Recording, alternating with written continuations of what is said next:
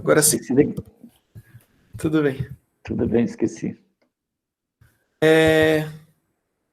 Então, eu estava dizendo que em 2016 o debate público nas mídias sociais ele estava polarizado. Polarizado no sentido de que existiam dois grandes públicos que estavam numa dinâmica relacional de disputa, né? E com pouquíssimos atores na intersecção. A gente não sabia até 2016 como que isso ia se dar de maneira eleitoral, como o eleitorado ia receber isso, mas aparentemente, agora em 2020, é fácil eu olhar e dizer que, de fato, aparentemente esse debate polarizado da esfera pública contaminou as eleições. Os políticos que tentaram se colocar aqui no centro foram absolutamente derrotados, né, nas eleições. O Alckmin e a Marina são dois bons exemplos, né? Tentaram se colocar como vias de saídas, enfim, de uma saída que não tivesse nessa dinâmica de polarização. Insisto que é uma polarização de públicos, não é que esses grupos sejam simétricos, não é que eles têm opiniões que sejam simétricas. O que a gente está olhando aqui é que existem dois públicos, e esses públicos têm uma dinâmica relacional, e que esses públicos têm pouca intersecção entre si. É isso que a gente estava vendo em 2016. Tá bom, quando a gente viu isso, o que lá no monitor a gente começou a fazer foi olhar para a literatura de polarização para tentar entender esse fenômeno que a gente estava começando a isso. Lembra que a gente está estudando isso em 2016, talvez seja meio batido discutir isso agora em 2020, mas no começo de 2016 ainda não estava tão claro. O Pablo, eu ainda antes de entrar no grupo, né, o Pablo e a Esther Solano estavam fazendo as primeiras pesquisas em atos da direita. Isso era uma coisa meio nova. Você ter, não era nem direita, eles não se identificavam como direita, né, mas você ter ato de movimento contra a corrupção nas ruas, isso não era uma coisa corriqueira, né? A gente estava começando a tentar entender esse fenômeno. Então a gente identificou esse processo de polarização dos públicos e começou a tentar entender o que estava causando isso. De longe, a literatura mais madura sobre polarização é a literatura da sociologia norte-americana.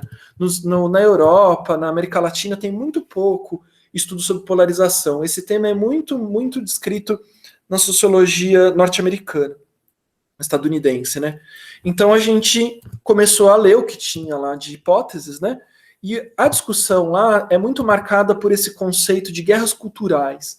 O que é essa ideia das guerras culturais? A ideia é que, eu vou tentar resumir aqui o argumento das guerras culturais. A ideia é que no fim dos anos 60 começou a se formar o que eles chamam de novos movimentos sociais. O que são os novos movimentos sociais? É o movimento feminista da segunda onda, a segunda onda do feminismo, o movimento LGBT, movimento negro pelos direitos civis. Esses novos movimentos sociais, a novidade deles é que, diferente dos movimentos que vieram, assim que eu estou entendendo, pelo menos, né? Diferente dos movimentos da primeira onda do feminismo, por exemplo, eles não se voltam só para o Estado para pedir mudanças nas leis. Eles se voltam também e principalmente para a sociedade, para uma mudança de cultura. Então, qual que é a ideia da segunda onda do feminismo, do movimento LGBT, enfim? É que não basta mudar as leis, o que a gente precisa é mudar uma cultura machista na sociedade. Não basta mudar as leis, a gente precisa mudar uma cultura racista, a gente precisa mudar uma cultura homofóbica, heteronormativa. E que para isso o que precisa é também, mas principalmente na agenda desses movimentos, estaria disputar no campo da cultura, no campo existe uma disputa no campo das condutas, né? Enfim, a gente tá. Então, isso é os novos movimentos do fim dos anos 60. Esses movimentos vão acumulando conquistas. Não é que o mundo hoje seja feminista, ou não é que o mundo não tenha machismos, não é que. Obviamente não é isso, não é que o mundo não tenha. Enfim, acima de tudo, não é que o Brasil não seja um país homofóbico, né? A gente tem muitos e muitos indícios de que isso não é verdade, mas também não é verdade que esses movimentos não tenham conquistado parte das suas pautas nesses anos que se passaram. Nos Estados Unidos, a leitura é que nos anos 90, o que aconteceu, esses autores, né, que estão falando das guerras culturais, o que aconteceu é que os conservadores, vendo o avanço dos novos movimentos sociais, nos anos 90, eles começam a se sentir... Eles começam a perceber que a hegemonia conservadora começou a perder força. E aí eles se sentem acuados e começam a se organizar politicamente. Então não é como se tivesse acontecido uma ascensão do conservadorismo. É mais uma reação conservadora.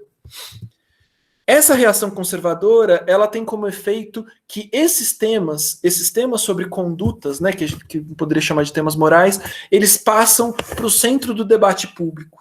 Então é isso que a gente começou a investigar, inspirado por essa literatura norte-americana. A gente começou a ver como que esses temas morais, se vocês me permitirem falar assim, como que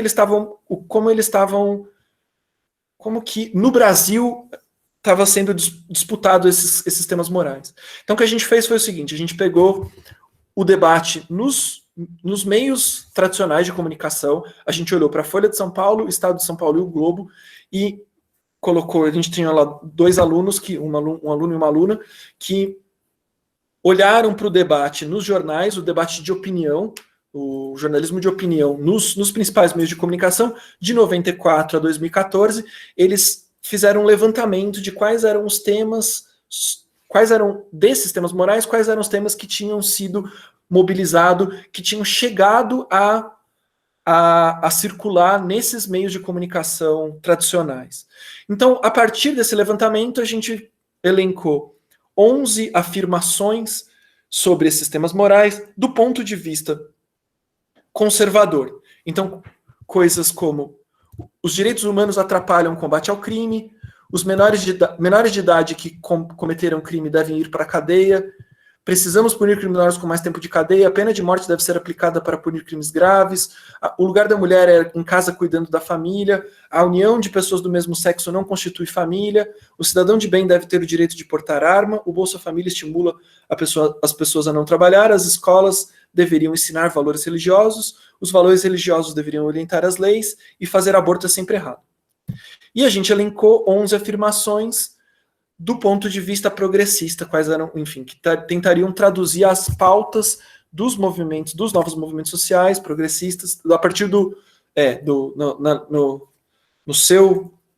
da sua forma de ler, né?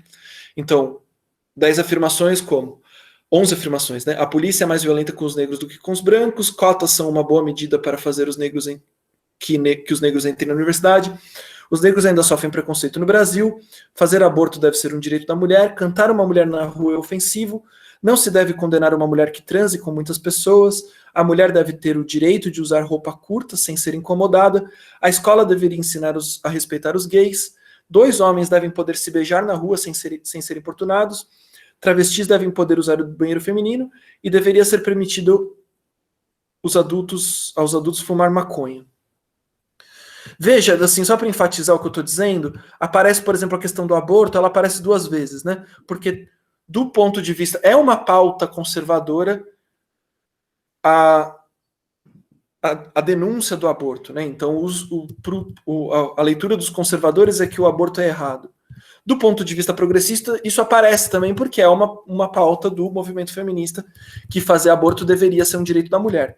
Aqui está formulado do ponto de vista das feministas, aqui está formulado do ponto de vista dos conservadores. Então a gente tentou, da melhor forma que a gente conseguiu, elencar 10 afirmações do ponto de vista progressista, do ponto de vista conservador, a partir do debate que estava circulando nos principais meios de comunicação tradicionais no período de 94 a 2014, e a gente colocou essas 22 afirmações e a gente montou um questionário. Então, as pessoas responderiam a esses questionários com concordo, não concordo ou não sei, certo? Então, as pessoas poderiam... A ideia é que essas afirmações, como a gente queria ver como que a população na rua ela estava recebendo esses temas que estavam circulando que circularam no debate público em torno desses temas morais. Aqui não é minha intenção ir a fundo nessa pesquisa específica, eu queria só mostrar uma conclusão, uma coisa que eu acho interessante para mostrar para o argumento que eu quero formular aqui para vocês. que a gente achou. Então, o que a gente fez foi o seguinte: a gente pegou os padrões de resposta dessas 22 perguntas e clusterizou eles. Então, aqui é um PCA. O PCA é uma análise de componente principal, né? Então, o que o PCA faz é pegar as respostas que cada pessoa que respondeu representa um ponto nesse diagrama, né?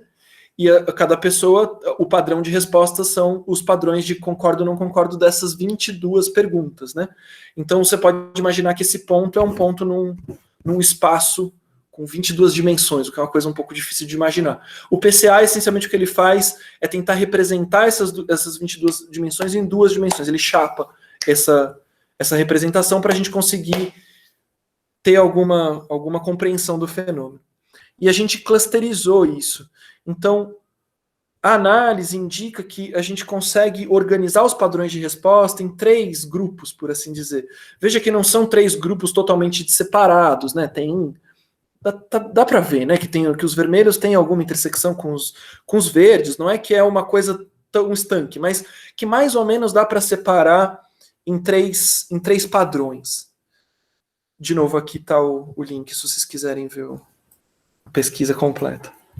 E aí, com a ajuda lá dos nossos alunos, tudo isso aqui é o trabalho de um grupo de pesquisa, né? Vocês me compreendem que tem uma porção de alunos envolvidos nisso, aqui eu estou apresentando resultados do nosso grupo de pesquisa.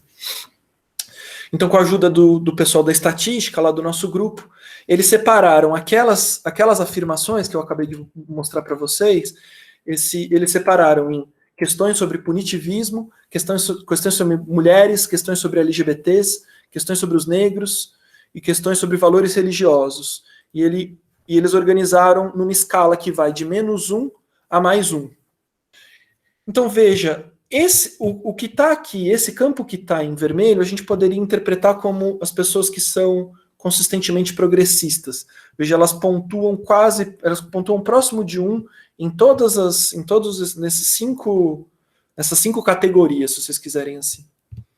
Esse grupo que está em verde é o que a gente está descrevendo de laicos. Esse grupo ele é bastante progressista em relação às pautas das mulheres, ele é relativamente bem progressista nas pautas LGBT, ele é relativamente progressista na pauta dos negros, ele não é muito apegado aos valores religiosos, mas ele é punitivista, ele é consideravelmente punitivista, né? Ele está pontuando negativamente aqui na escala de punitivismo. Já o que está em azul é o que a gente poderia chamar de conservador mesmo. Então, esse campo é bastante punitivista, tem bastante forte os valores religiosos, ele pende mais para ser anti-valores LGBT do que pró, e ele é menos próximo dos valores menos defensor dos direitos das mulheres. Aqui, em relação aos negros, fica meio em cima do muro. O meu ponto é que quando a gente olha para os padrões de resposta nesse nosso questionário sobre os temas morais, não é que aparece um campo progressista homogêneo. O campo progressista homogêneo aparece, desculpa. O vermelho aqui é que o diagrama nem é tão bom para ver isso, mas tem uma quantidade bem considerável tem muitos pontos aqui que ficam um em cima do outro, mas uma porcentagem grande dos pontos cai no mesmo lugar aqui. Agora, quando a gente olha, não é como se existisse no extremo oposto um outro grupo que é consistentemente conservador. O conservadorismo é uma coisa muito mais espalhada, isso sim o diagrama mais ou menos mostra, né? O conservadorismo ele é muito menos consistente do que os progressistas que respondem tudo consistentemente, né? Aqui dá para ver. E a gente pode, de certa forma, separar o conservadorismo em 2 campos. Um campo que ele é laico e punitivista, ele é punitivista e mais laico, e um outro campo que é, de fato, mais conservador. Bom, muito bem. Qual que é a nossa tese sobre o bolsonarismo? Então, esse gráfico é o que eu estava tentando descrever. Ele é um gráfico de componentes principais. Cada ponto ele está respondendo um padrão, ele corresponde a uma pessoa que respondeu aquelas 22 perguntas, certo? Então, cada ponto ele é uma combinação de concordo, não concordo ou não sei para cada uma dessas 22 perguntas.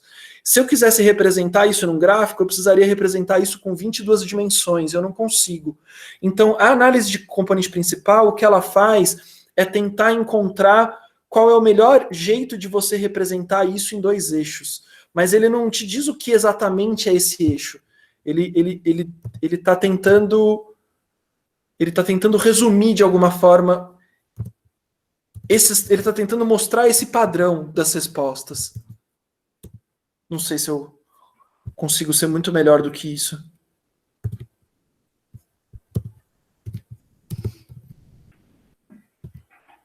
Tá bem. Qual que é a nossa tese sobre o bolsonarismo, que era onde eu queria chegar, né? Que era o título aqui da minha apresentação, da polarização para o bolsonarismo. O que a gente fez, então, para agora já entrando no bolsonarismo? A campanha do Bolsonaro, em 2018, ela foi uma campanha essencialmente nas mídias sociais, né? Na internet. Ele não teve praticamente nenhum tempo de TV, ele não teve comício depois da facada, pelo menos, que ele, enfim, ele foi impossibilitado de fazer comício. O que teve foi uma campanha extraoficial nas mídias sociais. A gente não sabe o quanto dessa campanha extraoficial tinha ligação concreta com a campanha oficial, isso está sendo investigado, eu espero que a gente aprenda sobre isso agora com o inquérito das fake news. Mas o que a gente sabe é que tinha um grupo, um número de páginas que apoiaram o Bolsonaro e fizeram, não só páginas, mas que grupos no WhatsApp, no perfis, no Twitter, que fizeram campanha para o Bolsonaro. Então o que a gente investigou foi essa campanha no Facebook. Essencialmente são essas páginas aqui, que eu deixei para trás, né? Essas páginas aqui, principalmente essas que estão em amarelo e em preto, a gente viu que a imensa maior parte dessas páginas apoiou o Bolsonaro em 2018. E o que a gente fez foi o seguinte, a gente pegou, durante o período da campanha, a gente olhou para 150 postagens mais compartilhadas naquele período. Embora 150 seja uma pequena fração do que circulou na campanha, mesmo olhando só para aquelas páginas, né? Essas 150 postagens representam um quarto, cerca de um quarto de todos os compartilhamentos dessas páginas, né? Das páginas que a gente estava observando. E a gente classificou na mão, olhou essas 150 postagens e classificou na mão. Aqui, se vocês... E aqui então tá a classificação que a gente fez dos temas, né? Se vocês me permitem aqui a interpretação que eu estou fazendo, uma forçação um pouco aqui, o que eu diria é que tem dois grandes temas sendo mobilizados nessa campanha dos apoiadores, essa campanha extraoficial. Uma coisa é um sentimento anti-impunidade, que é tanto contra a corrupção, contra criminosos, por mais punição. Tem essa discussão do armamento que tem a ver, de certa forma, com punição. Esse campo anti-impunidade, eu estou aproximando do que seria esse campo verde que a gente identificou aqui. O outro tema que circulou muito na campanha é o tema dos valores da família. Então é o tema do antifeminismo, da sexualização da infância, a questão da homofobia, isso que está aqui em azul. Os três principais temas, que são antipetismo, antipartidarismo, antiglobo, antimídia e feminismo, eles, de alguma forma, eles indicam essa articulação retórica que foi que era o que estava no centro da campanha do Bolsonaro. Como a gente está interpretando isso? A gente está interpretando que a retórica que foi vencedora das eleições, que foi a retórica bolsonarista, o Bolsonaro, ou a campanha dele, de alguma forma, ela articulou num discurso só tanto esse sentimento anticorrupção, anti-impunidade, quanto o sentimento pelos valores tradicionais, anti-novos movimentos sociais. Como funciona essa articulação? Eu estou interpretando que isso é uma articulação populista, né? Se constrói um inimigo comum de forma que você consegue colocar todo esse campo, que é um campo muito múltiplo aqui, os azuis e os vermelhos, você faz uma articulação entre esses campos, atribuindo um inimigo comum. Esse inimigo é o que o Bolsonaro chama de sistema, que ora é o sistema político corrupto, ora é a esquerda, ora são os partidos, ora é a mídia.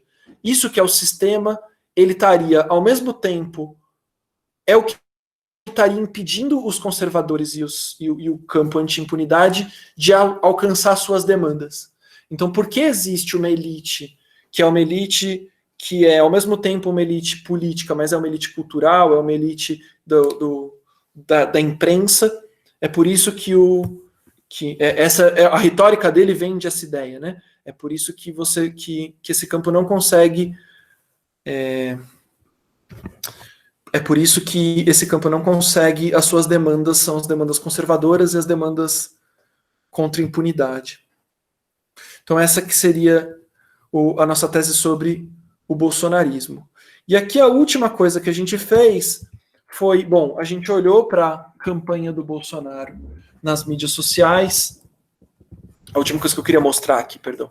A gente olhou para a campanha nas mídias sociais. O nosso trabalho ele está sempre fazendo assim, né? A gente olha para as mídias sociais, vê como os discursos estão circulando lá e a gente faz pesquisa de opinião para ver como as pessoas estão recebendo, usando esse método, né? Como que estatisticamente a gente poderia ver elas recebendo isso, como elas estão recebendo esses discursos que estão circulando. Então, ora a gente olha para as mídias sociais, ora a gente faz pesquisa de opinião. Então a gente olhou para a campanha nas mídias sociais, e aí para terminar eu queria mostrar aqui uma pesquisa que a gente fez com eleitores do Bolsonaro. Então o que a gente fez foi, a gente distribuiu pesquisadores pela cidade, fez uma pesquisa de opinião usando uma metodologia tipo Datafolha, assim, que se espalha em pontos de grande fluxo, pesquisadores ficam espalhados em pontos de grande fluxo pela cidade, é uma pesquisa de âmbito municipal aqui no município de São Paulo. Eles estavam distribuídos proporcionalmente em todas as regiões da cidade, proporcionalmente à população daquela região, e a gente aplicou um questionário sobre os motivos tentando entender os motivos que as pessoas votaram no Bolsonaro. E depois a gente separou as pessoas entre eleitores de Bolsonaro e não eleitores de Bolsonaro.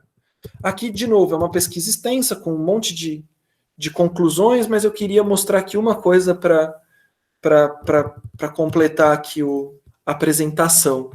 Então, por exemplo, quando a gente perguntava se as feministas são contra os valores da família, de novo, é uma afirmação, a pessoa pode responder se ela concorda ou não concorda, né? Essa leitura de que as feministas seriam contra os valores da família contrapõe, né, os novos movimentos sociais com o que seriam os valores morais do campo conservador.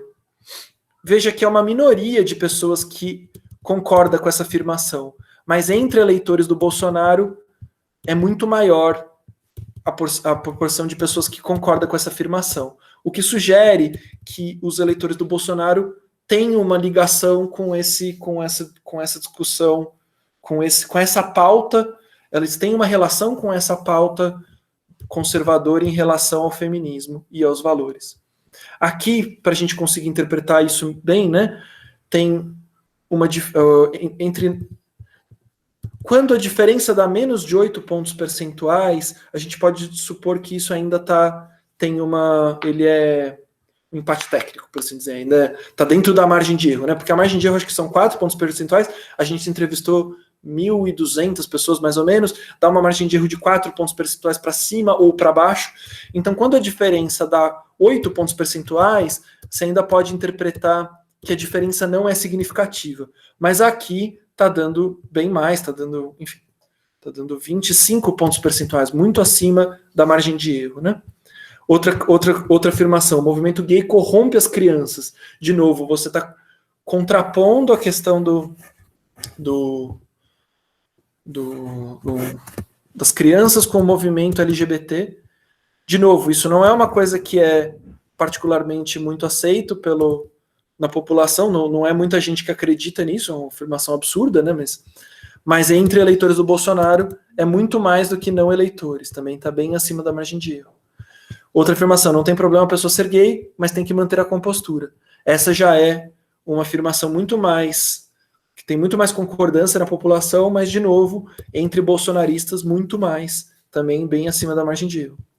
Professores estão abordando temas que contrariam os valores da família, aqui a questão do kit gay, de novo, tratando de uma questão que diz respeito a temas morais, e, de novo, eleitores do Bolsonaro, muito mais do que o resto da população. Artistas da Globo não respeitam valores morais. De novo, aqui associando a questão da imprensa, como eu disse, é uma construção de que você teria um sistema contra os valores morais e corrupto, e aí esse sistema, ao mesmo tempo, estaria usando de maneira inapropriada o dinheiro público e, ao mesmo tempo, corrompendo os valores morais. E isso, de novo, essa é uma afirmação que é muito mais aceita por eleitores do Bolsonaro. E aqui a outra parte aqui do binômio, né? Então, uma coisa são esses valores morais, a outra coisa é a corrupção e a impunidade. Então, todos os partidos são corruptos, mas o PT é pior. De novo, 56% dos eleitores do Bolsonaro concordam com essa afirmação, quando apenas 20% entre os não eleitores isso dá só 20%. A incompetência do PT afundou o país também. Então, um antipetismo muito forte que, de alguma forma, é a marca desse campo que se mobilizou, né, pela saída da Dilma. Os direitos humanos atrapalham o combate ao crime, também dá uma diferença muito marcante aqui, 40 pontos percentuais. E, por fim, precisamos punir os criminosos com mais tempo de cadeia.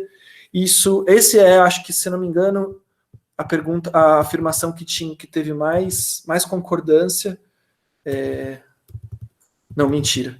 Mas tudo bem, mas eu sempre me assusto com isso. Digo, eu estou muito convencido de que o sistema carcerário ele está falido. A gente não está resolvendo o problema, colocando mais gente na cadeia. Ainda assim, mesmo entre não eleitores do Bolsonaro, a gente tem mais de uma metade dos paulistanos concordando que a solução é ter mais tempo de cadeia. Os criminosos têm que ficar ainda mais tempo na cadeia. Mas, de qualquer forma, mesmo que isso seja uma posição majoritária entre paulistanos, quando a gente olha para os eleitores, isso é ainda maior. Então, de novo, a interpretação que a gente está fazendo é que se formou no fim de no meio de 2014, no fim de 2013, começo de 2014, se formou um campo antipetista, que é um campo que tem no seu centro não tanto as questões morais, embora a gente foi explorar isso depois, mas o que estava no centro desse campo que se formou e foi para a rua pelo impeachment da Dilma era um discurso anti-impunidade. Então era anticorrupção e por punições mais rígidas, seja tanto em relação à corrupção quanto de criminosos em geral. Esse campo se formou no meio de 2014 e o Bolsonaro a campanha do Bolsonaro, ele conseguiu amarrar esse discurso anticorrupção com um discurso moral que tinha algum apelo numa parte considerável da população. E esse discurso que articulou numa retórica populista, tanto esse discurso anti-impunidade quanto o discurso conservador no sentido moral das guerras culturais, foi essa articulação. Entender essa articulação ajuda a gente a entender bastante o que foi a campanha e o que é como que o Bolsonaro tem articulado sua base de apoio. Enfim, isso que eu queria apresentar, queria deixar um tempo aqui para a gente discutir. Obrigada, Márcio, pela apresentação tão interessante. Eu tenho umas questões, mas eu queria abrir antes para os alunos. Tem alguém que quer se inscrever, pode ser por escrito, falando melhor ainda.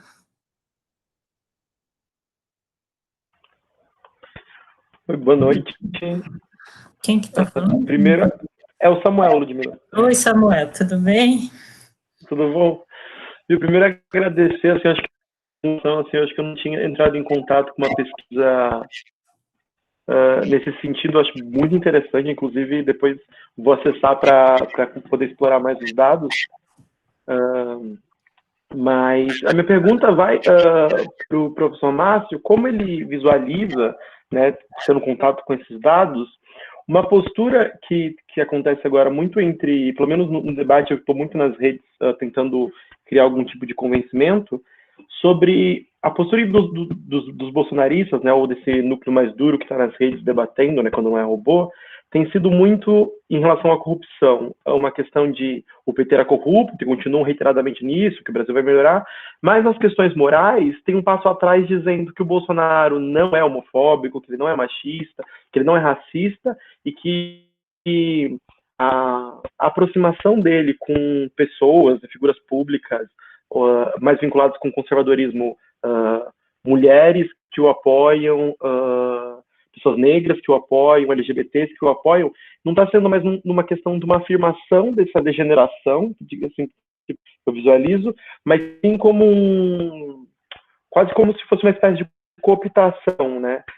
Por exemplo, com a indicação do recente quase ministro da Educação, isso inundou as redes, né? Uma postura de o Bolsonaro, esse Bolsonaro do passado, dos programas sensacionalistas não existe mais, o que existe é um movimento negro, feminista e LGBT da esquerda que não gosta dele, mas existem uns setores da população que são desses demarcadores que o aprovam, de certo modo, né, o que distancia um pouco do que estava no começo do processo, né? Queria saber como que o professor visualiza esse processo, concorda também? Eu entendo que esse conservadorismo que está na base do bolsonarismo, ele não é, putz, é difícil como que eu formulo isso. Ele é mais contra os novos movimentos sociais do que contra os novos movimentos sociais. Eles estão tentando representar uma população, né? Então, o movimento LGBT, ele está tentando representar o campo LGBT. O conservadorismo, ele não volta, ele se volta principalmente contra os movimentos e não exatamente contra. Eles nunca vão admitir, vou dizer assim, acho que é melhor. Eles nunca vão admitir que eles são homofóbicos. O que eles estão dizendo é que eles são contra o movimento LGBT. Do mesmo jeito que seria um enorme tiro no pé você falar que você é contra mulheres, porque você perde metade do eleitorado, certo? Agora, a retórica conservadora é ser contra o movimento feminista, né? É dizer que esses movimentos sociais eles são mimimi, etc. Então, na retórica, o que aparece mesmo, se você olhar para a campanha, propriamente, o que aparece é que existiria uma elite, né, que eu estou chamando aqui de uma elite cultural, em que em parte é o movimento feminista, isso não está escondido em lugar nenhum, e que esse grupo, por exemplo, esses movimentos têm intenção de corromper as crianças, por exemplo, de você ter o kit gay.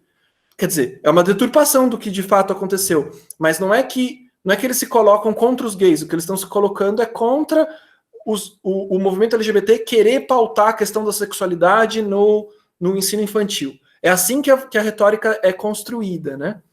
Agora, é claro, tem um monte de poréns nessa coisa, mas a retórica sempre se constrói de forma que você pode, inclusive, isso acontece, de fato, você ter representantes LGBTs, mulheres, obviamente, enfim, a Damares, por exemplo, que são conservadoras, são contra as feministas, mas que, enfim, não se sentem representadas pelo movimento feminista, né? Eu acho que é por aí que a gente consegue capturar o conservadorismo. Ele é principalmente contra os movimentos que buscam representar esses grupos sociais e não não exatamente contra os grupos sociais per se, ou pelo menos eles não admitiriam isso, né? Interessante. Luana? Oi, gente, boa noite. Eu gostei demais da exposição, assim, e eu meio que cheguei numa conclusão. Não sei se pode gerar debate aqui na aula, nem nada. Mas eu achei interessante ver como a eleição do dito cujo, né, pode ter sido pautada no que ele era contra, não naquilo do que ele poderia fornecer na sociedade, sabe?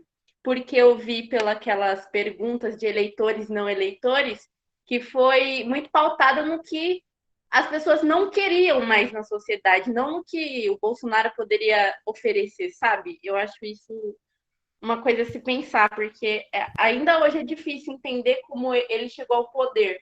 Mas se você olhar para esse lado que foi com as coisas que ele não queria, ao invés de ser nas coisas que ele poderia fazer pela sociedade, fica um pontinho na minha cabeça que ficou mais claro, sabe, com a exposição. Eu tenho total acordo com isso, Luna. Eu tenho 100% de acordo com isso. Eu interpreto que a retórica populista, ela tem isso, né? Você tem demandas da sociedade, que um certo setor da sociedade queria alcançar, e você precisa convencer essas pessoas de que você não consegue alcançar. Você precisa construir um discurso de por que essas coisas, por que as pessoas não conseguem ter aquilo que elas querem. E aí a retórica é dizendo, não consegue porque é um discurso no negativo, né? Não consegue porque essas feministas não deixam, não conseguem porque o movimento LGBT não deixa, não consegue porque os políticos estão roubando demais, e é por isso que a gente não tem dinheiro para fazer as coisas que a gente quer. E a retórica dele tá muito associado a isso mesmo.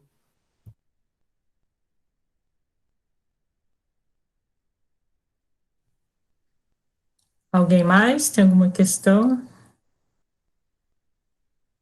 Manda ver. Leonardo. Bom, boa noite. Queria agradecer a apresentação também, foi muito boa. E, Márcio, você falou, né, que a pesquisa ela faz esse movimento de olhar para o Bolsonaro e olhar para o discurso das redes, né, e depois voltar para o Bolsonaro novamente.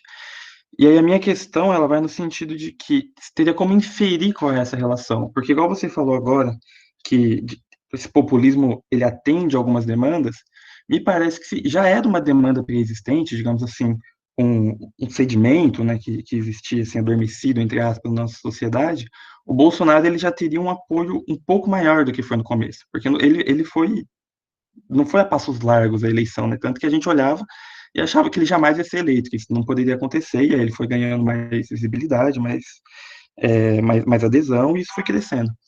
Então, eu queria saber no sentido que, assim, o bolsonarismo, ele é uma criação do Bolsonaro, ou você realmente acha que ele é essa demanda pré-existente na nossa sociedade que surge quando uma figura tem uma retórica que vai ser repetida nas redes, vai ser repetida na televisão, enfim. Então, é basicamente isso. Assim, você acha que é o próprio Bolsonaro que cria esse fenômeno, ou ele já era um fenômeno meio adormecido e o Bolsonaro só surge como uma expressão disso? Difícil a sua pergunta. Eu acho que o Bolsonaro é uma expressão de um movimento. Para ser bem, para responder direto, assim, eu acho que o Bolsonaro soube trazer para si uma coisa que estava se formando na sociedade. Como que eu posso, o que eu posso dizer? Por exemplo, nos Estados Unidos tinha uma dúvida, no debate sobre polarização nos Estados Unidos, quando Trump assumiu, falava assim, não, na verdade o que está acontecendo não é a população que está polarizada, são os partidos políticos que estão cada vez mais polarizados. E isso, de alguma forma, tá fazendo a população ficar polarizada. E que o Trump, na verdade, seria a pessoa que conseguiu ganhar a corrida lá entre os republicanos. Aqui no Brasil, é o perfeito contra-exemplo disso. O Bolsonaro a gente não tinha um partido em torno do Bolsonaro. O Bolsonaro conseguiu se apresentar como representante dessa coisa que estava se formando, que se formou, seja... A nossa tese é isso, né? Que é uma confluência de duas coisas. Tinha um campo anticorrupção que se estruturou pós-2013 e que formou a base pelo impeachment da Dilma. Isso é um fenômeno social que aconteceu em 2014, 2015, e que tinha uma outra coisa, que é o conservadorismo perdendo terreno para os novos movimentos sociais e ficando e sentindo a necessidade de trazer para o debate político questões que eram dadas como certo, né? Por que a gente não fala de conservadorismo nos anos 50? Porque nos anos 50 você não precisava pautar as questões conservadoras. A hegemonia era conservadora, você não precisava pautar isso politicamente, né? Então essas duas coisas elas estavam presentes na sociedade e o Bolsonaro conseguiu se apresentar como um representante da articulação entre essas duas coisas, né? É assim que eu estou interpretando. Agora, como que a gente consegue medir isso? Isso é difícil, né? É o que a gente está tentando. A gente olha para as mídias sociais, olha para um aspecto discursivo disso. Depois a gente olha para a população e vê, bom, como que esse discurso está ou não está reverberando na população, que é um jeito mais estatístico, talvez, de olhar para isso. E a gente fica fazendo isso, olhando para o discurso, olhando para como as pessoas estão recebendo esse discurso. É o que a gente é o melhor que a gente consegue fazer para tentar entender melhor o fenômeno, né? Tá bom. Mas assim, rapidinho, só para eu conseguir entender. Então você acha que sem a figura do Bolsonaro, mesmo essa figura personalística desse líder, enfim, né, ainda existiria o bolsonarismo, no sentido de que ainda seria uma demanda na sociedade? Eu acho que sim. Eu estou especulando, certo? Mas eu acho que sim. Acho que se não fosse o Bolsonaro, podia ser o MBL. Se não fosse o MBL, podia ser o... Enfim, o MBL, o MBL é bom porque o MBL de fato tentou fazer isso. Tentou articular as pautas conservadoras com as pautas anticorrupção. Eles tentaram fazer isso. É que o Bolsonaro se apresentou como um representante mais genuíno dessa articulação. Mas eu realmente acho que que tem um fenômeno social que foi bem aproveitado pelo Bolsonaro. A gente chama de bolsonarismo porque ele é o representante que articulou isso. Mas enfim, não sei se eu consigo... Não, ficou claro. Obrigado. Essas páginas, quando a gente começou a estudar elas, o Bolsonaro era meio marginal nisso, né? As páginas já estavam lá, já estavam pautando isso. O Bolsonaro começou ele começou não só, ele era esse representante, né? As páginas foram vendo nele uma possibilidade também de fazer um presidente da República também. Mas, enfim, tem, claro, uma dinâmica dialética, né? Também o Bolsonaro não é um ser passivo em que todo mundo viu nele um representante, ele articula, ele fica observando, nisso ele é muito astuto, né? O Carlos Bolsonaro, que fica ali operando as redes, ele é muito astuto de ver o que é que está quente, o que não está, como ele vai dar os passos para se manter como representante genuíno desse campo, né? Mas eu diria que esse é um fenômeno social que a gente estava vendo, que o Bolsonaro ele conseguiu angariar para si, né? Muito interessante essa discussão, né? Dari, você tá o microfone. Deixa eu levantar só, Márcio. Obrigado mesmo, uma ótima apresentação, também fica bastante encantado aí com os dados que você trouxe. Vou fazer algumas questões mais de dúvidas que eu tenho aqui. Primeiro, claro que eu acho que nas redes sociais, nas redes sociais expressa um pouco também o que é uma pergunta, se expressa também um pouco o que é a sociedade, né? Porque essa questão conservadora e tal, ela está muito presente na sociedade brasileira, né? Porque mesmo no pensamento de uma certa, vamos chamar, elite, classe média, que é beneficiária de uma sociedade muito desigual, o índice de descontentamento já era muito latente desde aquele movimento Cansei, de 2007. Né? Naquele momento, não conseguiu encontrar eco na sociedade para poder afirmar seu discurso. Né? Mas o índice de radicalidade e tal já estava presente naquele movimento Cansei, de 2007, não só agora.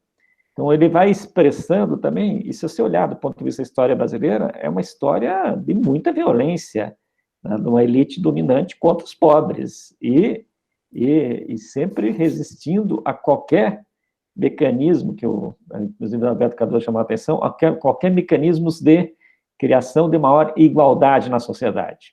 É por natureza anti-igualitária. Né? As pesquisas mesmo que eu vi, alguns textos que vi da pesquisa que vocês fazem, mostrando que até, vamos chamar, nos temas da defesa da saúde, educação, principalmente, vamos chamar, posições mais progressistas, mas nos temas que mexem na questão mais da distribuição dos rendimentos, das vagas a ser ocupadas, das vagas, né, mais reconhecidas, melhor remuneradas, ser ocupadas na sociedade, aí sim são contra. Então, todas as pautas em relação aos direitos das mulheres, os direitos, principalmente os direitos, né, das cotas nas universidades, a questão das rendas para os mais pobres, aí não tem nenhuma, aí tem uma diferença muito grande.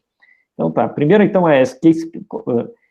se na pesquisa de vocês é possível dimensionar o que é a expressão um pouco da sociedade, com essas características que são a nossa, e o que é, vamos chamar, que conseguiu se inflamar e ganhar densidade nas forças sociais, combinado com o discurso da grande mídia também, porque essas pautas principais da anticorrupção, do antipetismo,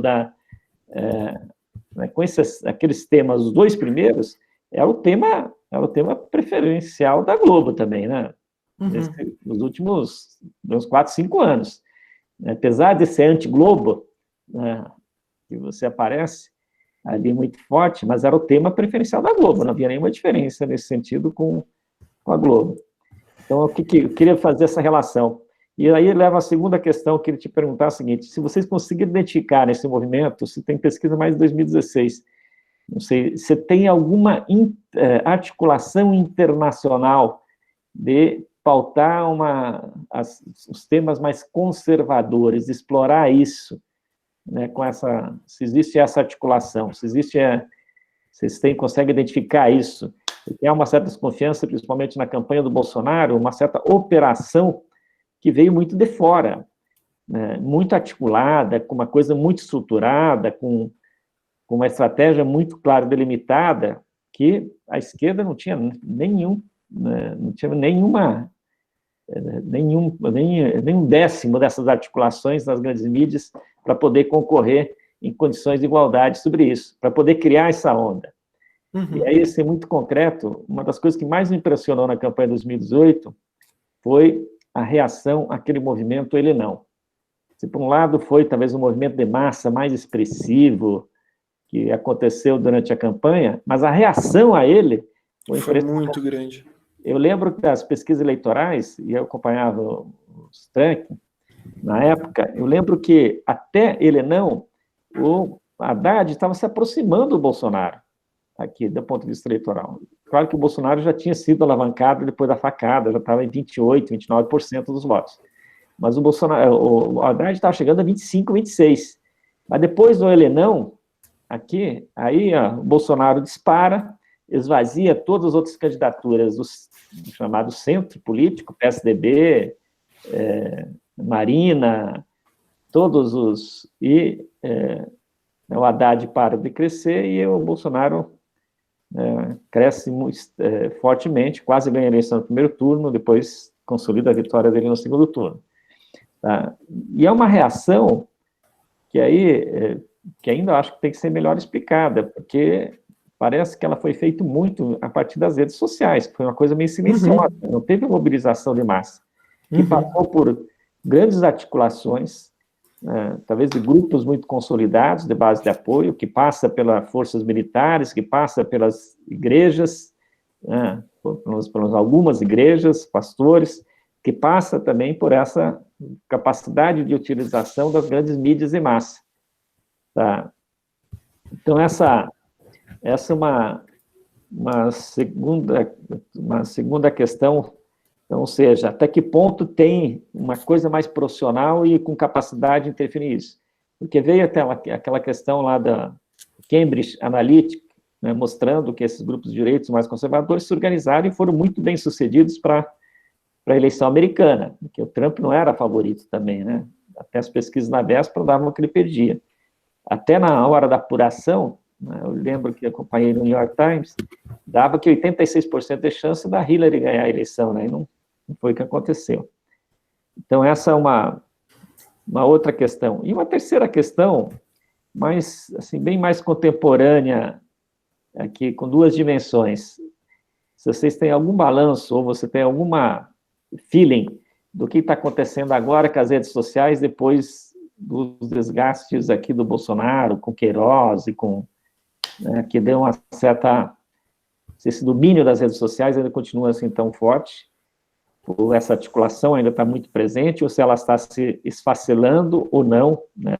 Aí queria ver se você tem alguma questão sobre isso, e o que significa, que não tem nada a ver com isso, mas é coisa contemporânea, o que significa esse movimento de reação das grandes empresas que estão colocando em xeque o Facebook, nesse momento. Como essa questão aí, né, de não ter muito critério nenhuma de postagem de notícias e de ajudar criar esse movimento de polarização e de ódio. Né? É isso que o Facebook está sendo acusado. Né? E o Adalberto, semana passada, mostrou que, de fato, isso tem pesquisas que, de fato, mostram isso, que levam um processo de polarização, né, de ódio. Então, eu sei que são essas questões aqui, só para o nosso debate. Obrigado mais uma vez aí pela Obrigado pelas questões, Dari. Deixa eu ver por onde eu começo. Primeiro, Deixa eu começar de trás para frente, da questão do...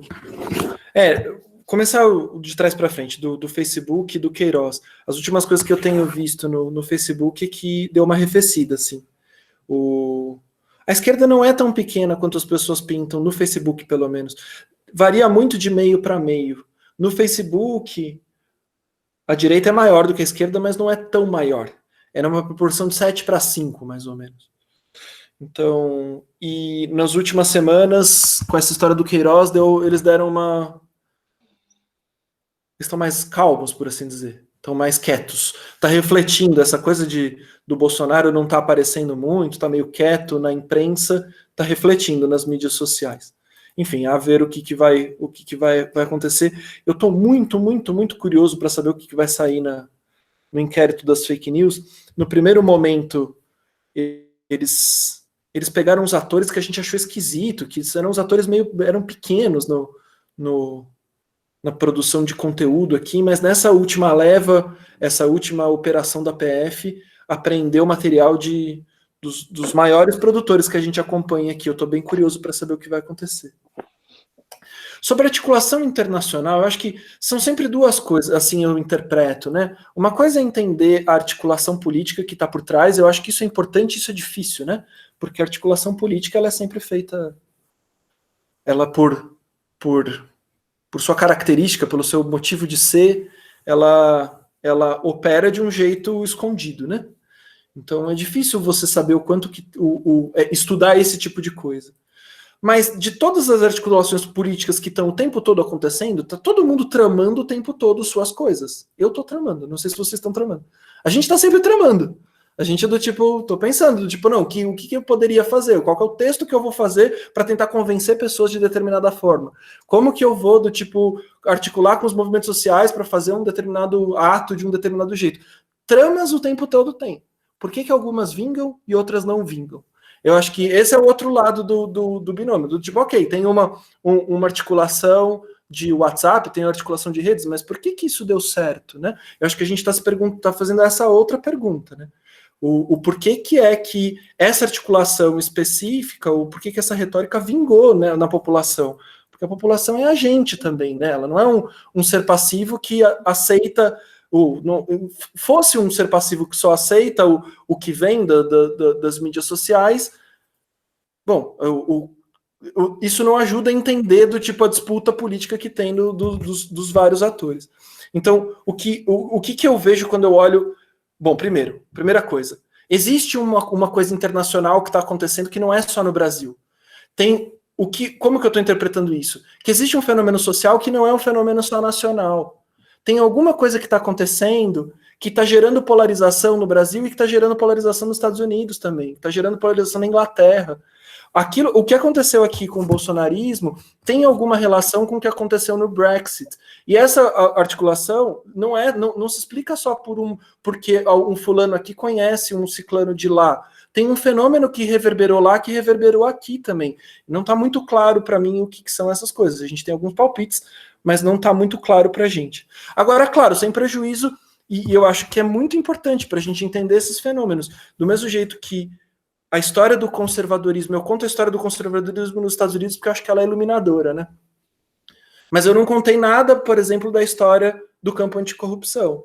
É importantíssimo tentar entender a história do campo anticorrupção, que é uma história mais recente, talvez. Eu gosto muito do trabalho, não sei se vocês conhecem, o trabalho da Camila Rocha, que estuda a articulação dos ultraliberais e tal. A partir do Orkut, eles vão se encontrando e ela vai... Essas histórias são muito importantes. Eu acho que do jeito que a gente está formulando aqui, né, tem uma história a ser contada do campo anticorrupção, tem uma história a ser contada dos conservadores e tem algum fenômeno que fez com que essas coisas vencessem o jogo político, né? Isso que a gente tem se perguntado. Por que é que em 2002, 2006, 2010, 2014 a disputa política não tinha os temas morais no centro da disputa política? Por que o centro da disputa política eram outros temas? E por que agora esses temas passaram para o centro? Por que é que...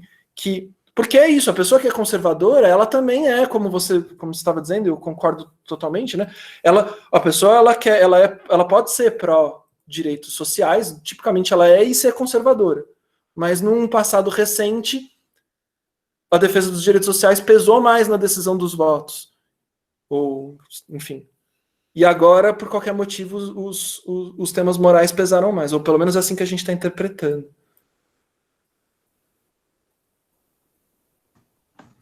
Deixa eu ler aqui. A Rafaela, né, perguntou, sei que você já comentou que a bibliografia foi majoritariamente norte-americana, mas gostaria de saber se vocês observaram, por meio das pesquisas, se há algum lugar no mundo em que a esquerda tem conseguido se apropriar satisfatoriamente da linguagem das redes sociais, memes, TikTok, liderando os debates. E também do Marcelo, você mencionou uma literatura da guerra cultural e dos movimentos sociais pós-68, que indicações você daria? Então, para o Gustavo. Do Marcelo, a gente deu um curso de pós, eu e o Pablo agora, para o programa que a gente está, que é de estudos culturais, eu posso passar, eu não sei, acho que eu passo para a Ludmila, ela passa, tem lá a literatura toda. Enfim, tem 2 ou 3 textos por aula, acho que tem meio que tudo que a gente leu, a gente organizou para esse curso. Da esquerda nas mídias sociais, a minha leitura é o contrário. Eu acho que a esquerda se apropriou primeiro das mídias sociais. A direita veio a reboque. Como que eu interpreto? Tem algum fenômeno social, mundial, que aconteceu, que começou a disparar, então eu posso até dizer, acho que tem a ver com a crise de 2008, certo? Começou a disparar movimentos sociais no começo de 2010.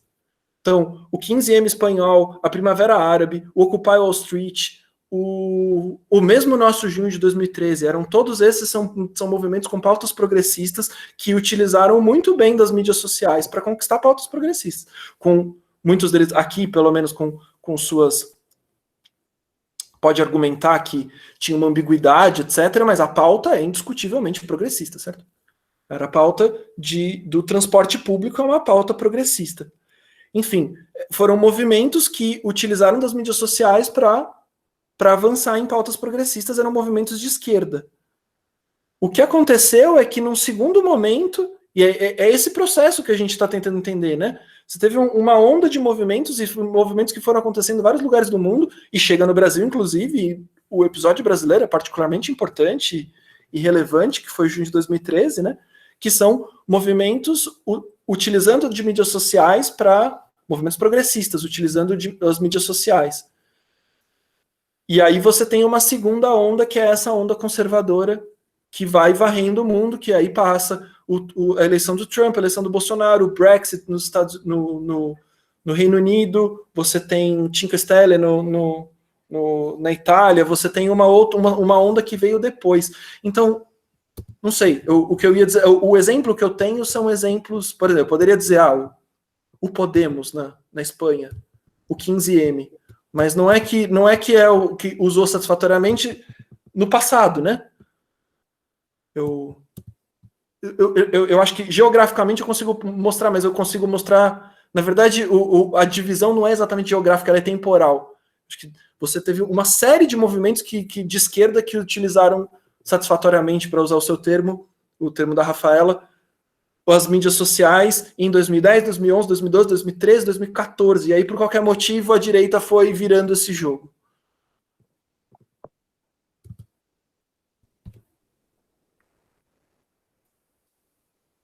Tinha, inclusive, um grande entusiasmo, né, no começo da década, muita gente achando que as mídias sociais iam ter um efeito progressista profundo na sociedade, né? Uhum. o Gustavo.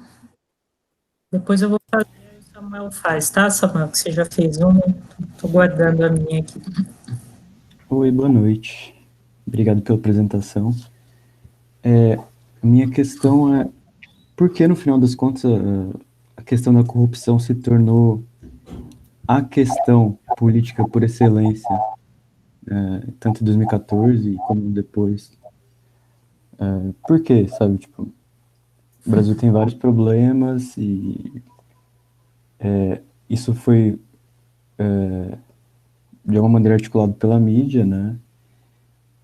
Mas a minha curiosidade é por que será que essa articulação, essa vontade se cristalizou de fato, assim?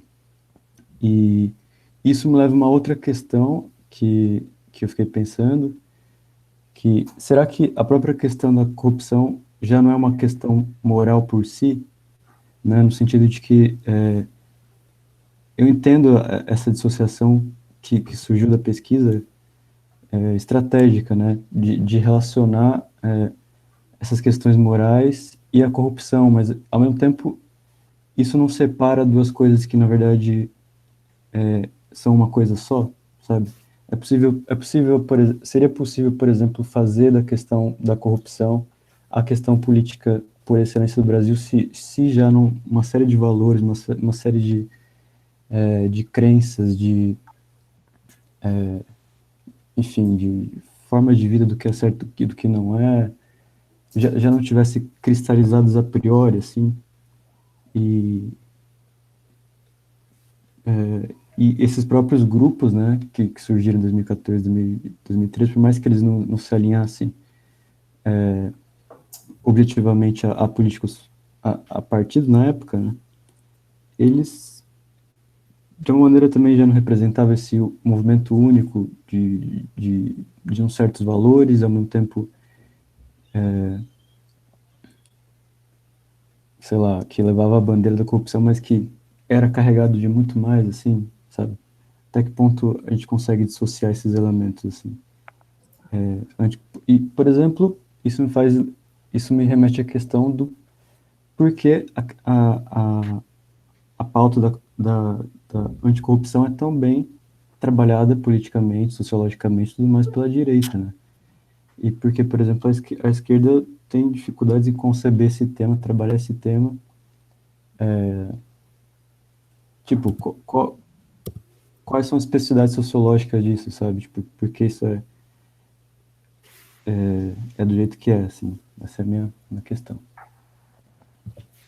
Muito boa pergunta, Gustavo. Ó, então deixa eu começar aqui primeiro da dissociação. Eu concordo com você, essa separação, ela é menos conceitual. Eu concordo que a corrupção, você pode interpretar ela como um tema moral. O que aconteceu, por que a gente faz a separação? A gente estava tentando entender a polarização em 2016, e a polarização tinha muito a ver com a formação do campo antipetista que estava indo para a rua. E a gente levantou a hipótese das guerras culturais. Quando a gente foi testar a hipótese das guerras culturais na rua, ou seja, quando a gente foi testar entre os grupos que estavam se manifestando pelo impeachment da Dilma, a hipótese não se sustentou. Digo, as pessoas que estavam se manifestando contra a Dilma não são conservadoras no sentido estrito. Pelo menos não são tão conservadoras quanto a gente esperava. Aquele grupo, agora, não é também, por outro lado, a retórica do Bolsonaro é inegavelmente conservadora. Por isso que a gente tem por isso que a gente construiu essa separação, de certa forma. Então, existia um grupo mobilizado, esse grupo era muito mais punitivista do que conservador, e existia na sociedade, do tipo não tão mobilizado, mas na sociedade um sentimento conservador que o Bolsonaro conseguiu casar com esse sentimento de corrupção. É por isso que eu faço a separação, ela é menos conceitual, ela é mais empírica, por assim dizer. Então, isso para te responder a primeira coisa. A segunda coisa, eu acho que é a pergunta de $1 milhão, né? Por que é que a corrupção veio para o centro? Ou por que os temas morais, por que a corrupção vieram para o centro do debate político? A gente tem uma hipótese para isso, mas isso aí foge um pouco do nosso campo, que a gente tem pesquisa empírica. É uma hipótese de um autor que a gente mobiliza, que nos ajuda a entender, que é o Wolfgang Streeck, não sei se vocês já ouviram falando. É um autor alemão contemporâneo, né? E a tese dele, vou simplificar muito aqui, a tese dele é que conforme há um consenso de que não se aumenta mais impostos, isso é um consenso que se construiu lá nos anos 70, com a crise do petróleo, em que a carga tributária ela tem uma espécie de um limite. E a partir do momento em que os subterfúgios que o Estado tinha para conseguir, de alguma forma, expandir as políticas públicas foram se esgotando, então, em um determinado momento se produziu moeda, mas isso criou uma crise inflacionária. Num segundo momento, os estados se endividaram, isso criou uma crise de dívida pública. A tese do Streeck, pelo que eu entendi, eu não sou economista, né? Mas o que eu entendi é que com a crise de 2008 se esgotam, ele interpreta que se esgotaram os subterfúgios, e que, portanto, você não tem mais muito como você expandir o Estado. Uma vez que você não consegue mais expandir o Estado, a esquerda não consegue, está tendo muita dificuldade de se diferenciar da direita, porque a esquerda não consegue oferecer mais políticas públicas. Esse seria o jeito da esquerda se diferenciar da direita. A esquerda oferece políticas públicas. Só que você não tem dinheiro para oferecer políticas públicas, a esquerda e a direita têm dificuldade de se distinguir. Uma vez que esses campos têm dificuldade de se distinguir, você tem o que ele chama de uma crise de democracia. Porque aí a população não consegue ver diferença entre os partidos. E uma vez que ela não consegue ver diferença entre os partidos, atores como o Bolsonaro se apresentam como diferentes, apresentando uma diferença num outro campo. Essa seria a tese, né? Então, já que eu não consigo me distinguir em políticas públicas, o que eu vou me distinguir é no campo moral. Olha só, eu estou defendendo os valores tradicionais da família. A Dilma consegue dizer que, ou enfim, o Haddad consegue dizer que ele vai defender os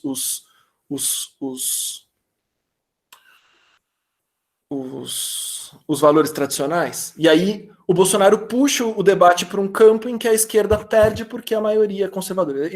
Essa seria a explicação. Aqui no Brasil, caricaturalmente, isso é uma tese também, a gente está importando do Streeck, isso tudo a gente meio tateando, mas o que seria anedótico é, quando a Dilma assume o Dilma II e faz uma política econômica que é a cópia do que era o programa do Aécio Neves, ela tem uma certa dificuldade de se apresentar como distinta do programa PSDBista. E isso possibilitou com que um candidato pudesse dizer, é tudo farinha do mesmo saco, tá vendo? É tudo, isso não faz diferença, já que não faz diferença, pelo menos vota em mim, porque eu vou defender os valores da família, eu vou defender É por aí que a gente está aventando a tese.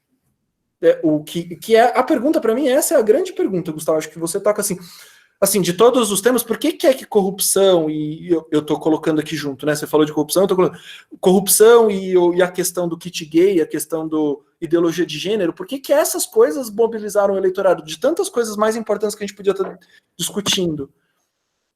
O nosso palpite aqui é que o sistema político não estava conseguindo se distinguir nos outros temas. Márcio, posso só fazer uma observaçãozinha, Ludmila? Claro. Sobre esse tema. Não, primeiro, eu acho que é o seguinte, aí, se você olhar um pouco na nossa história brasileira, a esquerda sempre teve uma perspectiva mais progressista, desenvolvimentista, esteve no poder muito pouco tempo, é verdade. Mas todos os momentos que esteve no poder, o próximo dele, o tema de ataque à esquerda sempre foi a corrupção, né, naquele momento, foi o discurso construído. Aqui, acho que numa sociedade, então, por um lado, uma sociedade em que as carências sociais são muito fortes, você fazer disputar com a esquerda um discurso no campo social, mesmo no campo econômico, é mais difícil, a não ser no momento que a esquerda está desmoralizada. A forma de desmoralizar a esquerda o discurso sempre foi da corrupção, é o que a gente chama um discurso udenista, até inclusive tem essa coisa, essa retórica histórica do discurso udenista, que é da UDN, exatamente o discurso da corrupção, que era muito forte. Então, e aí, eu acho que aí claro que eu acho que todas as pessoas ficam indignadas com essa questão numa sociedade que valoriza muito a questão da meritocracia, se o seu recursos não estão sendo aplicados corretamente, principalmente para os segmentos que são os que pagam mais tributos, como é a classe média, no caso brasileiro, e principalmente a classe média assalariada, então é um tema que cria sensibilidade. Tá? Mas é uma narrativa que se construiu, né, e teve um momento que essa narrativa não pegou, porque as condições econômicas da maioria da população estavam melhorando, então fala, todo mundo é corrupto, então o PT é corrupto que nem os outros, e isso não é muito forte. Mas em alguns outros momentos a narrativa pegou, de tanto também se trabalhar na mídia, né, essa narrativa. E a segunda coisa que eu acho que pega, porque o PT também fez, durante boa sua história, um discurso moralista, né, de ser o diferente. Então, acho que esse discurso também foi uma bandeira do PT.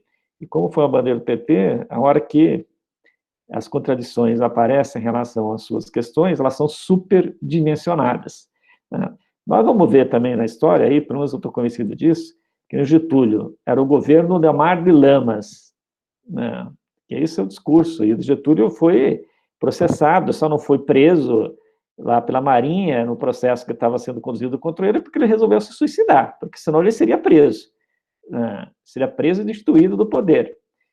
Quando ele viu que fechou o cerco, a alternativa que achou melhor foi se suicidar.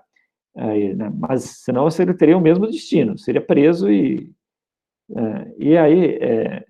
mas depois do ponto de vista histórico, você sabe, tudo bem, existem fatos, porque na política isso não é impossível, não existia financiamento, mas aquela dimensão que aquele contexto de discurso foi trabalhado, ele não tem sustentação empírica depois, quando você passa o momento da emoção, né? Então, aqui eu acho, novamente, o esquema de financiamento político-eleitoral é um esquema por excelência, na forma como se reproduziu o PMDBismo. A gente nem discutiu o PMDBismo com a turma, aqui do Marcos Nobre, mas na forma como ele se reproduziu, por excelência exige recursos para financiamento de campanha. Quem estava no esquema, quem estava no esquema quem estava na linha de frente à política fez algum esquema de financiamento das campanhas. E essa era a lógica aí, desde os anos 80, é muito forte. Eu lembro aqui, a gente fez um debate com o Ciro Gomes, só isso, desculpa um parênteses bem, e aí foi 2015, 16, ele falou assim, a minha sorte é que, ele falou, eu faz 17 anos que eu não disputo cargo majoritário, porque se eu tivesse disputado algum cargo majoritário mais recentemente, também dificilmente escaparia de algum tipo de denúncias aqui, né, de financiamento de campanha, de jogo de financiamento de campanha. Tá, só para colocar essa hipótese. Tenho total acordo, assim, a questão da corrupção, ela está sempre presente, a questão é por que em determinados momentos ela vingue e por que em determinados momentos ela não vingue. Então, a gente tem um exemplo muito bom, né, o caso do mensalão durante o governo Lula era um caso grande, etc., mas mesmo assim, o debate que definiu as eleições não passou por aí, né? Enfim, não que não se tentou fazer isso, mas o fato de que o PT tinha conseguido promover políticas públicas que tiveram impacto na sociedade, impactos importantes, pesou muito mais do que as denúncias de corrupção. Agora, lá na frente, em 2014, 2015, quando a Dilma estava sendo... Você pode interpretar que assim, eu não quero colocar a culpa na Dilma, né? Mas o fato é que quando em 2015 ela tira o seguro-desemprego, por exemplo, quer dizer, por mais que não seja culpa dela, mas aí, de repente, o discurso da corrupção começa do tipo, tá, eu não consigo mais me distinguir, a esquerda não está conseguindo oferecer as políticas públicas que o distinguiriam. Pelo contrário, ele está tendo que administrar o Estado, tendo que gerir o Estado, e com os ônus de ter que gerir o Estado num momento de crise, e aí o discurso cola melhor, né? Enfim, o discurso vinga melhor. Tanto o discurso de corrupção, eu insisto, vocês estão falando da corrupção, para mim são as duas coisas, né? Tem o discurso moral e o discurso da corrupção. As duas coisas que estavam ali latentes, de repente elas voltam com força num momento em que você não consegue oferecer outras, enfim, em outros campos você não está conseguindo oferecer saídas, né? Obrigado, Márcio. É isso. É só Eu mais acho que uma complementação. a pergunta interessante que vocês fizeram, acho que você mostrou aí, inclusive, que corrupção é ruim, mas a corrupção do PT é pior, sabe? E isso me faz pensar que a percepção da corrupção tem níveis muito mais profundos e subjetivos e tudo mais, sabe? Isso é interessante, Gustavo, dessa pergunta. Eu mostrei só. A gente fez um tanto mais de perguntas do que essas que eu mostrei. Essas, elas eram em particular umas que distinguiam muito o bolsonarismo do resto, né? Mas a gente fez uma pergunta assim: todos os partidos políticos são corruptos, alguma coisa assim. Não, alguma coisa assim. Todos os políticos são farinha do mesmo saco, alguma coisa assim. E isso não distingue bolsonaristas do resto. Quer dizer, existe uma crise de representação, uma crise de achar que o sistema está falido, que não tem a ver com o Bolsonaro. A parte que o Bolsonaro conseguiu trazer para ele foi a parte em que associa essa crise de representação à esquerda. Associa ao PT, à esquerda, enfim. Essa parte ele conseguiu trazer para ele. Mas existe uma crise de representação mais profunda. Então, desconfiança nos partidos políticos, desconfiança na imprensa não é uma marca específica do bolsonarismo. Isso é uma coisa que tem respaldo, inclusive, num setor mais amplo da sociedade. O bolsonarismo conseguiu ficar com a parte em que associou a falência, vamos dizer assim, do sistema de representatividade, da imprensa, etc., com a gestão do PT ou com a esquerda num sentido mais amplo. Muito obrigado. Márcio, eu queria te fazer algumas perguntas, voltando um pouco a algumas coisas que você já até falou, mas que eu queria entender melhor. É uma questão leiga mesmo, né, dessa questão metodológica. Quando você vai mostrar a polarização, né, nas redes, você fala das interações, né? O que quer dizer essas interações? Quer dizer, o que está sendo medido aí de fato e como que isso é medido? Eu queria entender isso um pouco melhor. Não sei se você quer responder isso, eu te pergunto o resto. Pode ser. É nesse aqui, né, que você está falando. Ou naquela anterior, né? Ou nessa aqui. Esses três são a mesma metodologia. A gente consegue enxergar mais o que seria o interativo, porque aí já juntou tudo, né? Mas aí, assim, o que essa linha, ela está expressando o quê? A ligação ponto cada ponto, cada bolinha aqui é uma página, né? A linha representa a intersecção das interações da página. Então, uma linha grossa aqui, página. Uma linha grossa aqui entre Dilma e Lula significa que muitas das pessoas que curtiram a página da Dilma em março de 2014, que é o período que eu estou olhando, curtiram também postagens da página do Lula.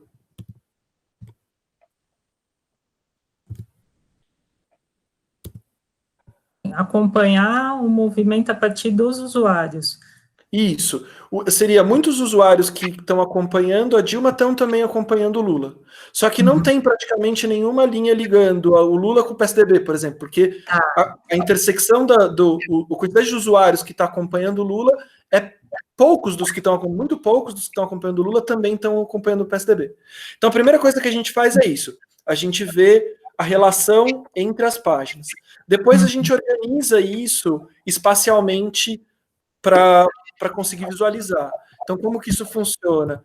É um algoritmo, né, que ele funciona da seguinte forma: é como se cada bolinha tem uma força de repulsão e essas arestas, elas aproximam. Então, se a aresta é forte, eu aproximo. Então, o que vai acontecer é que quando você tem muitos usuários comuns, as páginas vão ficar pertinho, e quando você tem poucos, eles vão ficar longe, certo? Então, ele está organizado espacialmente assim. E, por fim, tem uma técnica que a gente chama de clusterização, que identifica que essas páginas que estão pintadas de vermelho significa que tem mais arestas para dentro delas do que saindo delas. Então, de alguma forma isso representa que essas que estão da mesma cor, elas formam um público comum, é assim que eu estou interpretando, certo? Então não tem nada a ver com opinião, né? Isso é só como os públicos estão organizados. E uma curiosidade. Nas pesquisas de opinião é que a gente vai tentar ver opinião, etc. Mas aqui é só como os públicos estão organizados, os públicos das páginas, né? E uma curiosidade, como é que você tem acesso a esses dados? Quer dizer, de mapear essa trajetória dos usuários pelas páginas. Como que isso é feito? Até 2017, até acho que o fim de 2017, se não me engano, o Facebook, ele tem ainda, o Facebook ele tem um jeito de você acessar parte dos dados dele, o que a gente chama de uma API. É um jeito de você acessar os dados. Então você faz uma requisição, isso é automático, não tem ninguém olhando para isso, né? Você faz uma requisição, do mesmo jeito que quando você entra no navegador, ele te dá uma imagem, você pode pedir dados, ele te dá dados. Até 2017, essa API me permitia fazer isso. Eu podia falar, eu quero ver todas as postagens de uma determinada página, se a página for pública, o que a maior parte das páginas é, né? Eu quero saber todas as páginas, eu queria um identificador único, ele não me dá nenhuma informação sobre o usuário, mas eu podia pedir um identificador único de quem curtiu as postagens. E aí eu usava esse identificador para cruzar. Quando, no fim de 2017, o Mark Zuckerberg começou a ficar muito acuado com a história da Cambridge Analytica, uma das ações dele foi fechar essa API. Então, ainda existe a API, eu ainda consigo extrair dados, então eu consigo extrair dados do tipo, me dê todas as postagens de uma página e me diga quais as postagens tiveram mais compartilhamentos. Isso eu ainda consigo fazer, mas eu não consigo mais cruzar do jeito que eu cruzava, porque esse dado passou a ser interpretado como um dado sensível e eles não disponibilizam mais. Entendi. E, de certa forma, antes ainda, eles foram dando passos de tornar essa coisa mais restritiva, né? Em 2013, a quantidade de dados que você conseguia pegar pela API era absurda, e foi isso que a Cambridge Analytica usou, na verdade, né? Eles aproveitaram desses dados que o Facebook disponibilizava para fazer o microdirecionamento, que o professor Dari já mencionou, né? Que foi a estratégia de campanha do Trump, né? Entendi. Aí, obrigada pela explicação. A gente fica muito hoje em dia com essa questão das fake news, da importância de como a informação está formando as opiniões. Olha, eu tinha 2 gatos quietinhos a aula inteira, agora que eu abri aqui o microfone, eles sempre querem dar uma participada da aula aqui. Mas o que eu queria entender? Por exemplo, você deu o exemplo de como as esquerdas, na verdade, se utilizavam das redes sociais, né? E era um instrumento de organização. E depois a direita vai se apropriando disso. Mas nesse período, nesses anos, não vai ter uma mudança qualitativa na forma como, na função, na forma como essas redes se organizam, o que elas produzem, né? Porque, por exemplo, uma coisa é a gente pensar, igual a gente está vendo a greve de amanhã, você tem uma forma de organização em rede, quer dizer, são meios de comunicação, etc., que vão impulsionando a informação, então, beleza, né? Outra coisa é quando esses meios de comunicação vão se tornando meio que centrais na produção da informação, e mais, de uma informação que passa cada vez mais a contar com essa figura da fake news, né?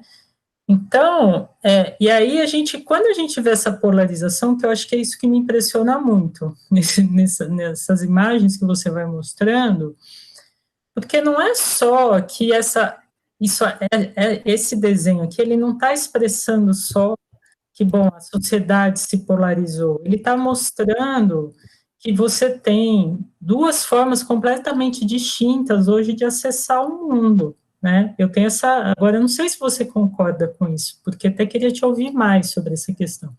E aí a gente associa muito as fake news tal com a direita, né? Mas, na verdade, e até quando você tenta conversar com bolsonarista, etc., você tem essa sensação mesmo, de que nós não estamos enxergando o mundo da mesma forma, não é que nós temos opiniões diferentes sobre o mundo, né? Então, parece que, de fato, foi se organizando uma coisa aí que a gente tem muita dificuldade de entender, mas que não é só expressão de opiniões, é a forma como o mundo está sendo compreendido. E aí esse mundo ele vai se apresentando cada vez mais. A gente não sabe muito mais o que é a realidade. Parece que não sei se a gente já passou, questão filosófica, né? Mas assim, de fato, parece uma técnica desse governo realmente a confusão permanente sobre o que é o real e o que não é, né? Então, esses dois polos, eles estão expressando isso, né, também. Queria te ouvir um pouco nisso. E só para fechar, daí uma outra questão, né, a gente pensa no Bolsonaro como, então, uma figura que vai expressar o conservadorismo, e talvez faz sentido pensar nisso em termos morais, né, mas o Bolsonaro, ao mesmo tempo, ele é uma figura revolucionária, no péssimo sentido, né, longe do que a gente gostaria que significasse o termo revolucionário. Mas ele, politicamente, o discurso dele é algo extremamente inovador e que está rompendo com todas as noções do que seria uma política conservadora. Tem algo aí também que escapa muito de uma classificação de um conservadorismo, né? Quer dizer, realmente é uma forma totalmente nova de lidar com as instituições, de governar, de se posicionar socialmente, quer dizer, então, aí embaralha tudo mais ainda, né? Enfim, questões aí. Obrigada. Deixa eu falar um pouco da mídia, né? Eu acho que tem todo.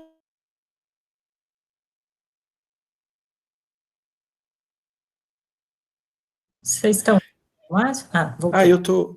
Vocês estão me ouvindo? Desculpa.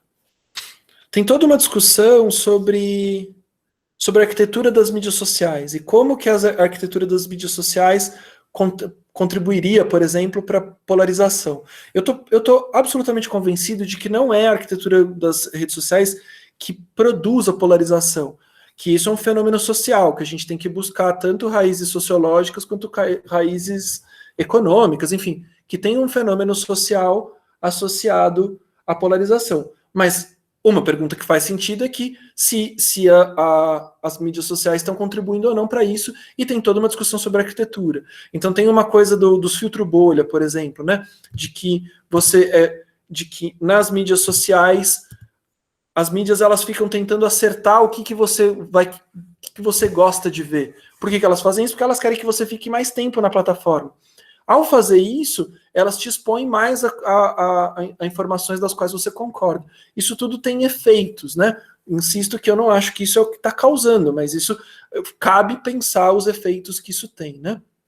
Acho que isso era uma coisa que eu queria dizer com essas nuances todas, né? Então, talvez você tenha. É diferente, como você colocou, um grupo que está usando lá os grupos de WhatsApp para se articular, para comprar os materiais e para do tipo articular uma aula pública para fazer um negócio, do que uma dinâmica de rede social em que você está o tempo todo se expondo e ganhando likes e vendo o que é que funciona melhor, quando você fala uma coisa você ganha mais likes, quando você fala outra coisa você ganha menos likes. Tem toda uma lógica de arquitetura das mídias sociais que não é neutra de nenhuma forma, certo? Que tem efeitos, né? Assim, a mídia social, essa lógica dos likes, por exemplo, é uma espécie de como chama isso? De grupo focal distribuído, né? Do tipo, qualquer operador de uma página de Facebook que ele tem um feedback instantâneo do que é que ele escreve que funciona bem, o que não tá pegando. Isso, obviamente, que tem um efeito, isso não é de graça, né? Agora, é verdade, os movimentos no começo da década, né, em 2011, 2012, 2013, eles pegaram o desenvolvimento das mídias sociais num determinado momento desse desenvolvimento. A direita chegou num outro momento em que isso já estava muito mais avançado, enfim, isso é uma chave para interpretar também. Eu acho que isso faz sentido olhar para essa, tentar interpretar desse jeito, né? Perdi um pouco, Ludmila, das perguntas. A do Bolsonaro como uma figura tão associada ao conservadorismo. Ah, é verdade. Então, tem alguma coisa que eu acho que a gente não... Tem uma coisa, quando olhar para mídias sociais é tentar interpretar a esfera pública, né? E tem uma mudança da esfera pública muito grande com a chegada das mídias sociais. E digo, não é que... interpretar... O que é que eu quero dizer? Eu estou arriscando aqui, isso não é tanto trabalho de pesquisa, estou pensando em voz alta aqui.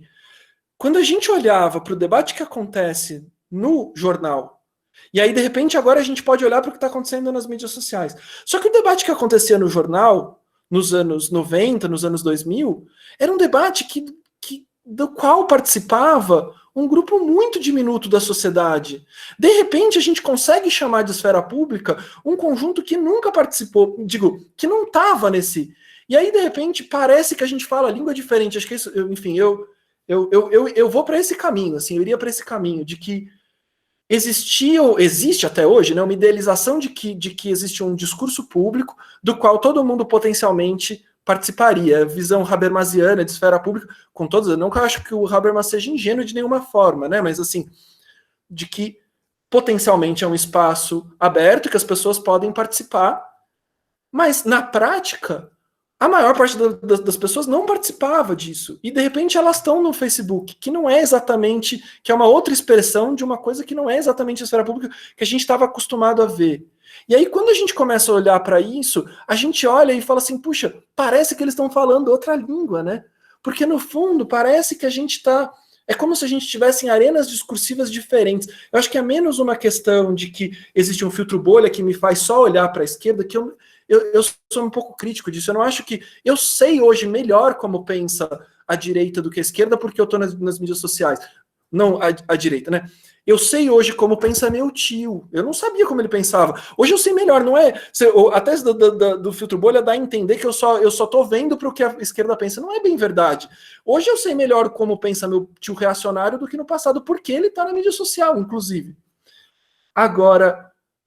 aparentemente tem um lugar onde o discurso tem um lugar onde se formam os discursos, que é a esfera pública tradicional, que nós, professores acadêmicos, nós que estamos aqui nas universidades públicas, nas melhores universidades públicas, que lê jornal, etc., a gente está falando uma determinada língua, né?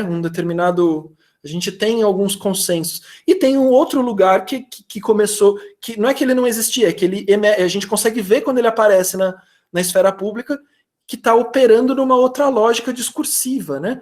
E aí, de fato, parece, quando a gente olha, como você estava dizendo, né? Quando a gente olha esses polos, isso fica meio evidente, que parece que a gente está falando línguas diferentes, né? Parece que a gente está...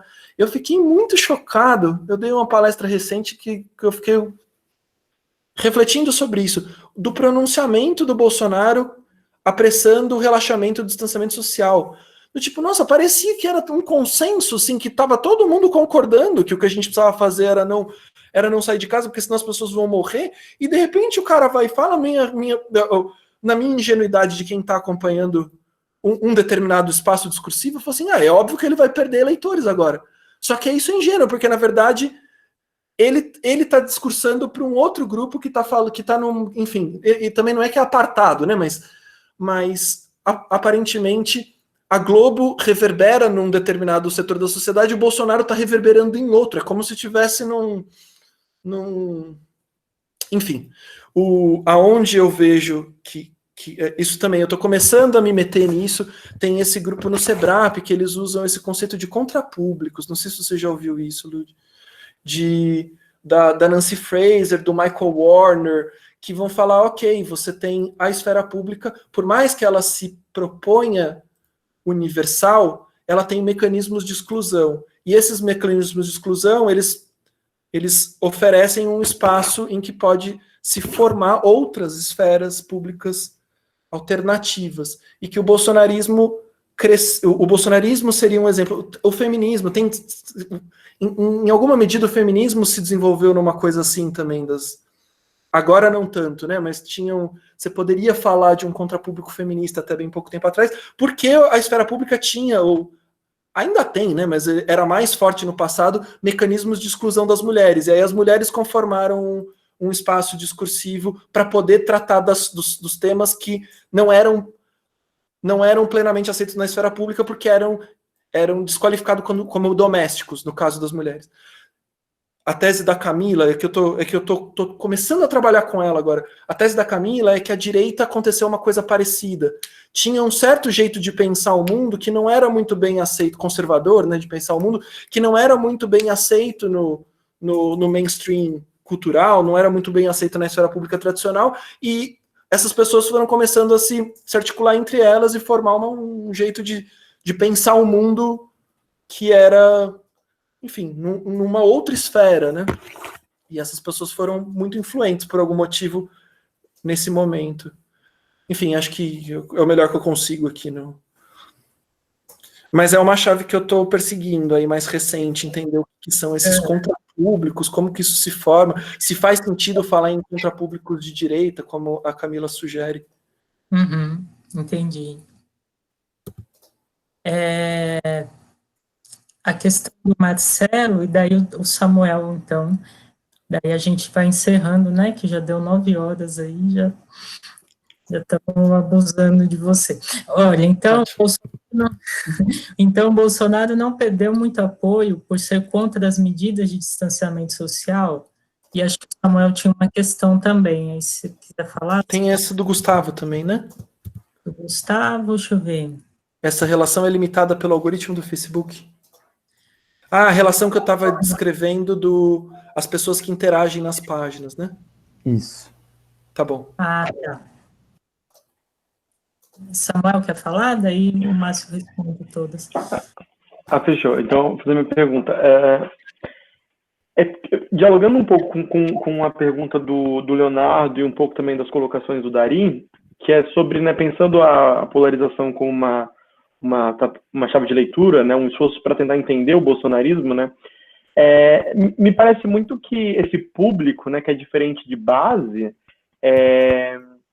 ele conforma e é conformado, né, pelo bolsonarismo, né? É muito estranho, porque a impressão é que opera num registro que, por exemplo, né, se fala muito dessa questão do Bolsonaro ter sido centralizado várias vozes, ideias e demandas que estavam aí sem um representante na sociedade, só que em contrapartida disso, houve um processo muito amplo e profundo de tentativas de construir essa imagem, né? Pensando até agora, existe uma rivalidade entre o governo, né, e a Rede Globo, mas houve um encontro com os marinhos no processo eleitoral, né? Houve, principalmente sobre as pautas econômicas, né? Aí teve uma enxurrada de fake news, vários acordos, né, que vão conformando isso, né? Então, essa construção, para além de algo que já estava dado, ele apenas concentra tudo isso, né? Mas a minha pergunta vai no sentido de que é uma coisa que acho que todo mundo tenta entender um pouco o bolsonarismo e como ele chegou ao poder, quebra um pouco a cabeça com isso, que é, né, sobre que registro opera essa comunicação, né? Porque se pensar no processo eleitoral, por mais que houvesse uma polarização dada, você tem uma expressividade nas eleições que é questionável, né? Porque você tem 91 milhões de votos que não são no Bolsonaro, né? Que também não são todos no PT, no ele não, mas são votos contra o Bolsonaro, né? Mas ao mesmo tempo você tem agora, né? Você tem essa heterogeneidade desse grupo eleitoral, aí você tem uma perda de apoio popular, mas ainda assim dá a impressão que ainda se mantém, né? Então, como que você vê esse registro em que opera esse discurso bolsonarista, né? Porque você tem a mídia contra ele, você tem uma dissidência dentro do próprio governo, mas mesmo assim dá a impressão que essa mensagem ainda chega, né? Esse discurso está sendo operado num registro que aparentemente é um pouco opaco, né? Meio desconhecido. Eu entendo que o Bolsonaro é um líder populista, né? Que o que faz com que ele consiga se manter com uma base de apoio expressiva, que é cerca de 1/3, né? Que as pesquisas mostram, é porque ele constrói um discurso de que tudo que dá errado com ele é porque existe um sistema que impede que ele faça as coisas que ele pretende fazer. E isso é uma operação retórica, né? Mas essa retórica, ela reverbera porque a gente está vivendo uma crise institucional muito forte. As instituições não estavam respondendo, eu acho, enfim, anseios, não só da esquerda, né? Eu estou lembrando os movimentos de esquerda, não só na direita, perdão. Eu estava lembrando dos movimentos de esquerda no começo dos anos 10 que eram meio populistas também, né? O 15M espanhol foi bem populista. O Occupy, o lema do Occupy é nós somos 99%. Super populista. Só que é numa chave diferente, né? O 1%. Quando a esquerda é populista, o 1% é 1% dos mais ricos, né? Quando a direita é populista, é diferente. O que impede é a elite cultural, a elite política, né? Mas eu acho que o que eu estou chamando a atenção é que a gente estava vivendo uma crise institucional, que não era só da esquerda, não era só da direita.